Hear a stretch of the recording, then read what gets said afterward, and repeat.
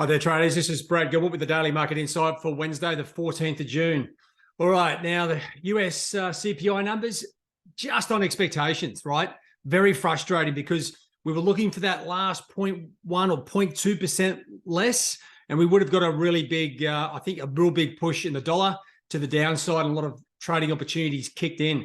Now, but the data was significantly weaker than the previous month, and it does pretty much confirm the Fed is on hold. Right. So if I just bring you over to the data, just to have a look through that so I can explain what we're doing, then we'll have a look at the charts and a few other bits and pieces. So the inflation rate, the month-on-month number came in, slightly below consensus at 0.1, and the year-on-year 4%, just below the 4.1. So that gives the dollar just a little bit of weakness, but the core numbers were pretty much right on par with what was expected, and that gives us a pretty muted reaction, right? And this goes some way to explain for those new traders, we're not looking at the previous, okay, versus the actual. No, the previous doesn't really come into it. It does in the long-term scale of things, but it's the consensus or the forecast versus the actual outcome, right? So we did get a weaker number, and if we have a look just across the board here, okay, a lot of the instruments, you can see the equity markets here, the Dow Jones, the S&P, and the NASDAQ. Okay, no need to retreat there. They are still sort of edging to the top side as a hold in interest rates or lower interest rates really pushes those instruments higher. Now, the dollar, I wouldn't go as far as like a lot of the media is saying.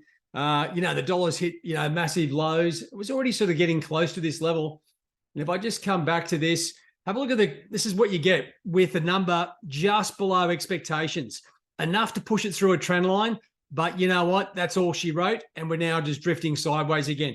So it's a bit of a discombobulated, like false start. And that's what I'm talking about with regards to FISA, because if we look at a bunch of the other instruments, okay, you get the same profile here on all these instruments, right? You got Euro, not really going anywhere. Sterling had a really good run. We got some really positive employment numbers. So that was already sort of moving topside before the US CPI numbers. But once again, it hit that trend line, stagnated. The Aussie, exactly the same thing. Kiwi as well. You did see a nice little boost to dollar yen, but dollar Swiss and dollar CAD for that matter. Dollar CAD drifted a little bit lower, but you know what? We aren't seeing the number that we were hoping for, right?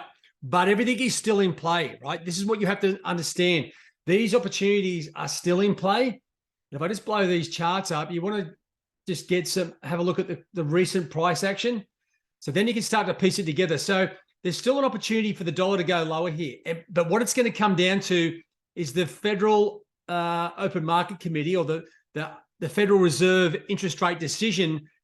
There's no change expected, but we might see something in the statement or the press conference, right? Now, those traders that have been trading with us for some time will understand trading the press conference can be a lot tricky, right? And what I mean by that, it wasn't good English, but what can happen is you can get ambiguity in the actual press conference where they go, yeah, look, these things are going great. This is great.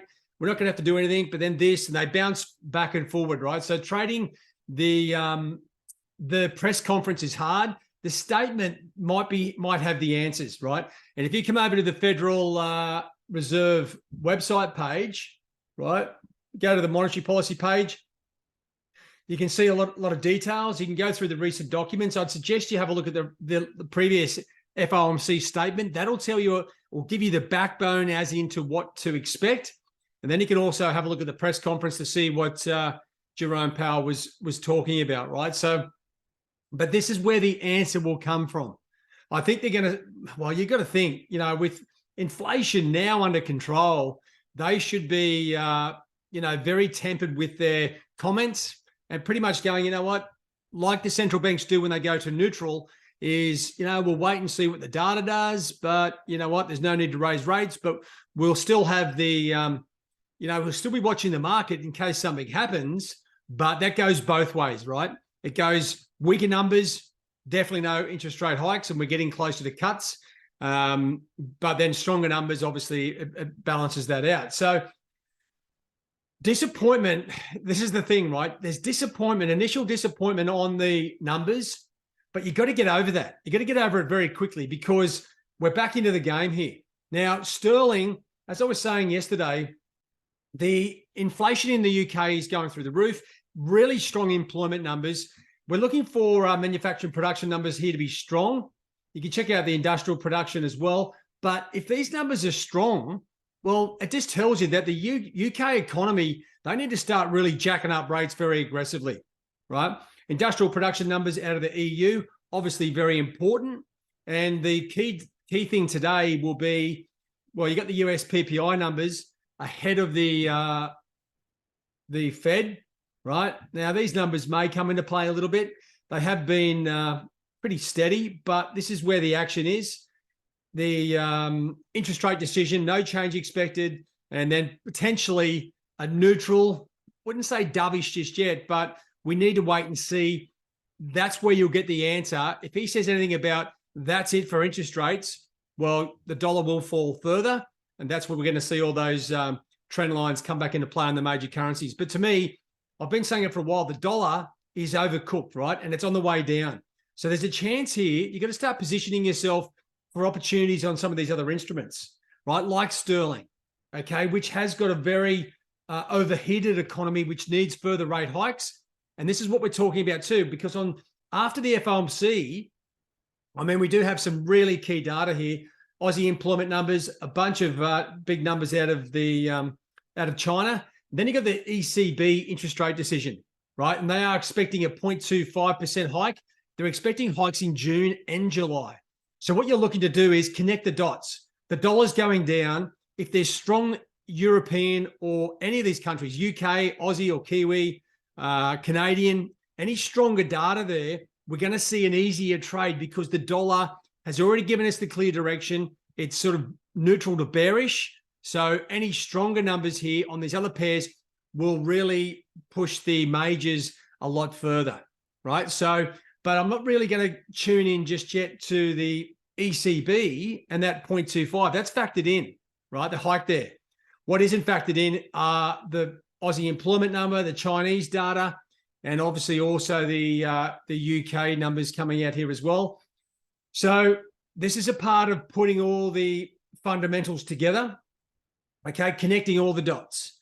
This is the where we get the final confirmation, right? They look through all the data and they go, yes, you know what? This is what we're doing with policy, and it's very transparent. So hopefully we get some clarity here out of Jerome Powell and the FOMC, and that makes it easier going forward. The dollar, yeah, we could pick it off here and there, but what it does is if they go into a bit of a neutral to sort of dovish sort of tone, then we will see all the other instruments, right, kick into gear. Aussie, Kiwi, CAD, Euro, Sterling. I mean, they're already sort of firing on all cylinders, but this is where the opportunities really come from, okay? It'd be great to see the dollar go back into its box and just drift a little bit lower because now these other instruments have a chance to come alive on their own, and we do have good trend lines in place. All right, so make sure you continue to update your charts. This is where you're going to find the answers to where the opportunities are, and that's how you make cash in these markets. All right, guys, all the best. Good luck. Cheerio.